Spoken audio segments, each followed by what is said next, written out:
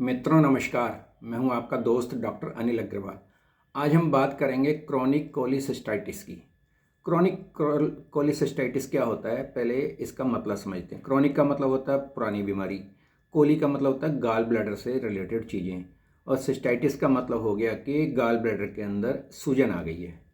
और ये gall bladder में सूजन क्यों आती हैं, इसके मुख्यतः तीन कारण होते हैं। या तो गाल ब्लैडर के अंदर स्टोन हो जाए, या गाल ब्लैडर में किसी तरह का इन्फेक्शन हो जाए, या गाल ब्लैडर के अंदर कोलेस्ट्रॉल की मात्रा बढ़नी शुरू हो जाए, या मतलब कोलेस्ट्रॉल वहाँ पर जमना शुरू हो जाए। अब ये इन्फेक्शन क्यों होता है, कोलेस्ट्रॉल कैसे जमता है, पथरी कैसे बनती है, इसके बारे में मैं आज आपको पूरा इसके अंदर बताऊंगा।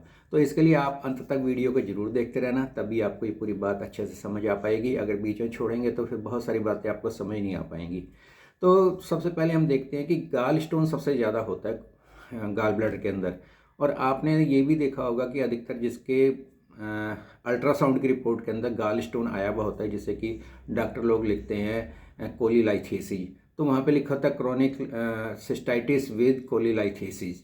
तो इसका मतलब होता है कि सूजन तो उसके अंदर है ही है और साथ में गाल स्टोन भी हैं।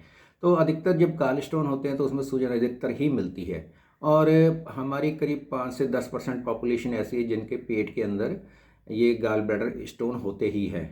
और ज़्यादा आपको ये भी देखने को मिलेगा कि महिलाओं के अंदर ये ज़्यादा इंसिडेंस मिलते हैं बनस्पत पुरुषों के, मतलब कि महिलाओं के अंदर गाल ब्लैडर स्टोन ज़्यादा होता है पुरुषों के मुकाबले में। तो इसका क्या कारण होता है कि महिलाओं में ज़्यादा था, वो भी मैं अभी आपको आगे बताऊंगा।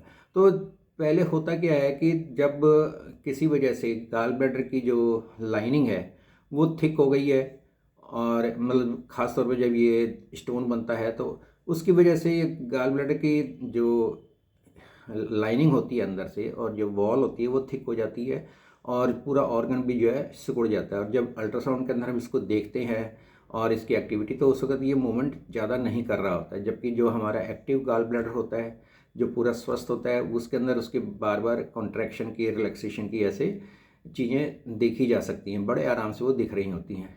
तो ये जब म्यूकस लाइनिंग इसकी डिस्ट्रक्शन हो जाती है, और फिर ये इसका जो है कंसंट्रेशन पावर जो होती है, जो अंदर बाइल आता है, वो डिस्टर्ब हो जाती है। तो इसकी वजह से फिर गाल ब्लैडर स्टोन ज़्यादा बनने शुरू होते हैं। उसके अलावा जो मैंने बताया था कि गाल ब्लैडर स्टोन जो है, जब कोलेस्ट्रॉल ज़्यादा हो गाल ब्लैडर के अंदर, तब ज़्यादा बनते हैं। और ये अधिकतर ऐसा कुछ एक बीमारियों में भी देखने को आता है, जैसे डायबिटीज़ की बीमारी है या किसी को एंजाइना की बीमारी है, उसके अंदर भी कोलेस्ट्रॉल लेवल ज़्यादा बढ़ जाता है, जिसकी वजह से फिर गाल स्टोन बनने की प्रक्रिया ज़्यादा हो जाती है। और एक और, जैसे मैंने शुरू में बताया कि महिलाओं के अंदर ज़्यादा पाई जाती है, उसका कारण ये होता है कि प्रेगनेंसी के अंदर भी कोलेस्ट्रॉल लेवल ज़्यादा बढ़ जाता है, जिसकी वजह से महिलाओं के अंदर गाल स्टोन बनने की प्रवृत्ति ज़्यादा बढ़ जाती है। तो इसको गाल ब्लैडर के अंदर स्टोन जो बनते हैं कोलेस्ट्रॉल होने का, इसके अंदर वजह ये होती है कि कोलेस्ट्रॉल और बाइल साल्ट का एक रेशो होता है, जिसकी वजह से ये फिर सॉल्यूशन के अंदर ही रहता है। अगर ये सॉल्यूशन प्रॉपर ना हो, मतलब बाइल साल्ट ज़्यादा हो जाए या कोलेस्ट्रॉल ज़्यादा हो जाए, एक चीज़ ज़्यादा हो, तो फिर ये इस तरह की दिक्कत आनी शुरू होती है। और जैसे मैंने बताया, जब म्यूकस लाइनिंग ख़राब होती है तो बाइल साल्ट का एब्जॉर्प्शन ज़्यादा हो नहीं पाता है, और कोलेस्ट्रॉल फिर उसके अंदर जो जाता है हमारे गाल ब्लैडर के अंदर, वो प्रेसिपिटेट कर जाता है। जब प्रेसिपिटेट करता है तो फिर वो अंदर वहाँ जमना शुरू हो जाता है।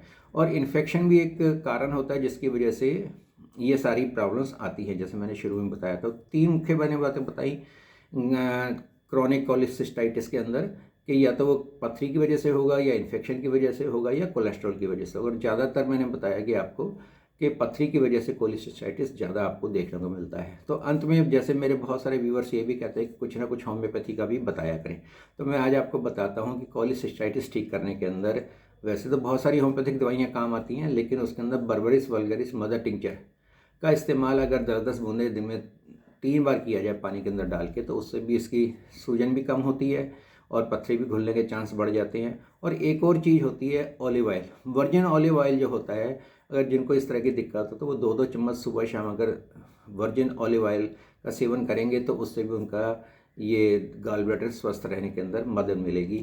तो आज मैं अभी अपनी बात को यहीं ख़त्म करता हूँ। फिर बाकी इसके अंदर क्या लक्षण होते हैं इसके अंदर और किस तरह से इसको डायग्नोस किया जाता है, वो मैं सारी बातें फिर किसी अन्य वीडियो के अंदर बताऊँगा। तब तक मैं अपनी वाणी को विराम देता हूँ। धन्यवाद दोस्तों।